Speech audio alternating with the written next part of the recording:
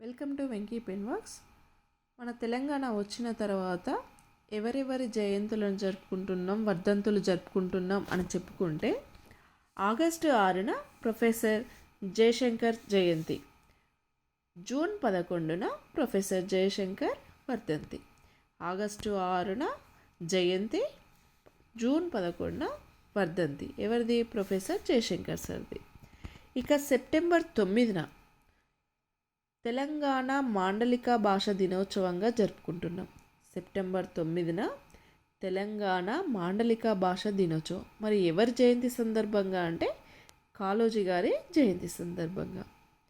ఇక సెప్టెంబర్ 27, 21 చూస్తే సెప్టెంబర్ 27 ఏమో కొండా లక్ష్మణ్ బాపూజీ గారి జయంతి, సెప్టెంబర్ 21 ఏమో అతని వర్ధంతి. అంటే కొండా లక్ష్మణ్ బాపూజీ గారిది సెప్టెంబర్ నెలలోనే ఉంటుంది. 21 వర్ధంతి, 27 జయంతి.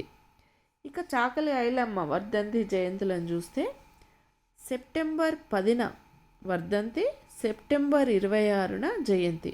అంటే ఈమెది కూడా సెప్టెంబర్ మాసంలోనే ఉంది. సెప్టెంబర్ 10 ఏమో వర్ధంతి, సెప్టెంబర్ 26 జయంతి. అంటే కొండా లక్ష్మణ్ బాపూజీది, చాకలి ఐలమ్మవి సెప్టెంబర్ నెలలోనే కనిపిస్తాయి మనకి. సో పివి నరసింహారావు గారి జయంతి చూస్తే జూన్ 28. ఇక అతని వర్ధంతి ఏమో డిసెంబర్ 23. ఇక జూలై 11 నవాబ్ అలీ నవాబ్ జంగ్ జయంతి. నవాబ్ అలీ నవాబ్ జంగ్ జయంతి. సో ఇతని జయంతి సందర్భంగానే మనము తెలంగాణ ఇంజనీర్స్ డేగా సెలబ్రేట్ చేసుకుంటాము. తెలంగాణ ఇంజనీర్స్ డే అది ఎప్పుడు? జూలై 11. Thank you.